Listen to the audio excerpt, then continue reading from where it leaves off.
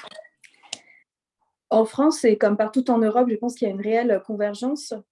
La crise du Covid a révélé les effets Una dévastateurs de 20 ans d'austérité budgétaire et de réduction de la dépense publique en matière donc à la fois de santé publique, de recherche médicale et d'accompagnement aux personnes fragiles.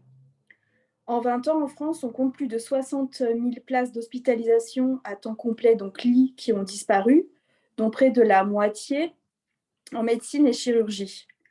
Les hôpitaux publics sont passés ainsi de près de 400 000 lits en 1981 à moins de 260 000 en 2011. Maintenant, je vais vous présenter assez brièvement les trajectoires budgétaires et les différents outils qui ont été mis en place en France. Donc, on peut tout d'abord parler de l'ONDAM, qui est l'objectif national de dépenses d'assurance maladie. Donc, comme son nom l'indique, c'est un objectif de dépenses à ne pas dépasser en matière. Excuse-moi de t'interrompre. Tu peux parler un peu plus lentement pour les traductions? Ah oui. Merci. Pas de souci. Donc, l'ONDAM a comme but de vérifier les dépenses à ne pas dépasser en matière de soins de ville et d'hospitalisation dans les établissements privés ou publics, mais aussi dans les centres médico-sociaux. Il a été créé par les ordonnances de 1996 et est fixé chaque année par le Parlement, conformément aux dispositions de la loi de financement de la sécurité sociale. Ainsi, le gouvernement met chaque année un objectif de 2 à 3% pour le système de santé, alors qu'en réel, les besoins exigeraient au minimum 4 à 5% d'augmentation. Sur les 10 dernières années, la croissance de la production de soins, donc plus 18%, s'est accompagnée d'une augmentation bien moindre des effectifs de 3,7%. Donc là encore, on voit qu'il y a une dégradation avérée donc des conditions de travail, un gel du point d'indice et qui a conduit ainsi aussi évidemment à une paupérisation des personnels soignants. Pendant la crise du Covid, les dépenses liées donc à l'ONDAM ont dû être augmentées et n'ont pas pu se stabiliser à 2%, parce qu'ils ont bien compris que ce n'était pas possible au vu de la crise sanitaire que la France allait connaître. Évidemment, on demande aussi aux établissements de faire des économies. Donc, en 15 ans, on leur a demandé de faire à peu près 10 milliards d'économies, selon la Fédération hospitalière de France. Donc, la dette des établissements s'envole au point d'atteindre plus de 30 milliards d'euros en 2018, soit 3 fois plus qu'en 2005.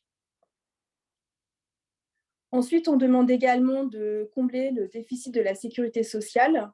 Donc, les politiques vont bien entendu se concentrer sur les dépenses de l'hôpital, plus faciles à restreindre que les dépenses en médecine de la ville. On va aussi remarquer un virage ambulatoire, donc soit la réduction de l'hospitalisation au profit d'une prise en charge plus légère sur moins de 24 heures, qui va se justifier par une partie importante des réductions des capacités des établissements. Et enfin, 2 derniers outils qui ont été mis en place. Donc, il y a la T2A, symbole de l'hôpital entreprise, donc la politique du chiffre, la course à la rentabilité. Est-ce que vous m'entendez? Une mise en concurrence des établissements. Donc, elle va monter en puissance avec un tournant et elle va être généralisée en 2018 pour atteindre 100% du financement des soins en médecine, chirurgie et obstétrique. Et enfin, on peut parler de la gouvernance de l'hôpital, la loi Hôpital, Patients, Santé et Territoire, qui a été portée par une ministre en 2009 et qui a aussi marqué un tournant, avec la venue également des agences régionales de la santé, les ARS, qui vont être chargées de piloter et de réguler l'offre en région. Tous ces choix budgétaires qui ont été pris ont entraîné la désertification made that in France you have big healthcare deserts. Ont engendré ainsi 65 000 suppressions de lits. La marchandisation du secteur hospitalier et de la dépendance qui transfère des missions du secteur privé a engendré des pertes de compétences et a fragilisé le corpus de l'hôpital public, qui lui-même souffre d'une gestion budgétaire qui s'illustre par un manque certain de planification des besoins et par un désengagement budgétaire. Donc, concernant par exemple la crise sanitaire, face à cette crise, les services se sont retrouvés très vite ainsi en rupture de stock de certains médicaments, à une pénurie affolante de masques, de gel hydroalcoolique et de surblouses. Ce constat se fait également dans la recherche publique, où un mode de financement sur projet étant incompatible avec le temps long nécessaire à l'accroissement des connaissances et qui a remplacé ainsi le financement pérenne des laboratoires. Donc, en France, on prépare un petit peu les élections présidentielles et à ce jour, aucune annonce gouvernementale ne laisse entrevoir un changement radical en matière de dépenses publiques de santé, de renforcement du réseau hospitalier et des moyens alloués aux acteurs et actrices de la santé et de la recherche. Et comme il a été dit précédemment, la crise Covid-19 a mis au grand jour le manque de reconnaissance aussi du travail reproductif. La réponse sociale et budgétaire se fait attendre. Un autre point essentiel à ce processus de marchandisation de la santé est la diminution de la part des soins courants remboursés par le système public. Et à ces mesures s'ajoute l'augmentation des dépassements d'honoraires et les dépenses de soins dentaires ou d'optique peuvent ne pas être remboursées, si bien qu'aujourd'hui, seuls 55% de ces soins courants sont remboursés par l'assurance maladie. Aussi, grâce à la généralisation de la complémentaire santé, une telle politique de désengagement de l'État pourra se poursuivre. Et celle-ci présente de nombreux dangers, dont celui d'accroître les inégalités d'accès aux soins. En effet, 6% de la population se trouve sans couverture complémentaire pour des raisons essentiellement financières.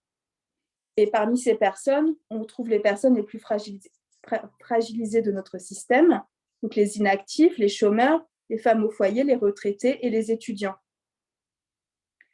D'autres conséquences, comme le transfert du financement de la santé vers le secteur des assurances, les institutions de prévoyance et des mutuelles, va engendrer une sélection des clients en fonction de leurs risques, entraînant des inégalités encore plus importantes pour certaines catégories de personnes, donc les retraités, qui consomment, si on peut utiliser ce terme, beaucoup plus de soins et qui verront ainsi leurs cotisations augmenter.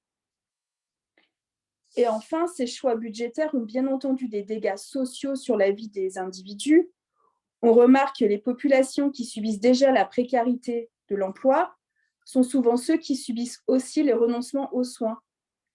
Et la crise a renforcé ces fractures sociales, comme par exemple entre les confinés et ceux qui ont été sur le front. Ainsi, la surmortalité enregistrée en Seine-Saint-Denis, qui est un département plutôt pauvre, entre le 21 et le 27 mars, donc le premier grand confinement, est de plus 63%, en comparaison à Paris, qui était de 32%. Et concernant le taux de vaccination, le même constat est établi. On s'aperçoit ainsi que la part des vaccinés par département est assez fortement corrélée avec le taux de pauvreté.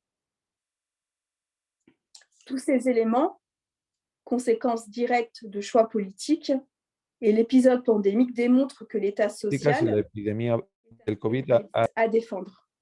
Merci beaucoup. Merci à vous, Marine.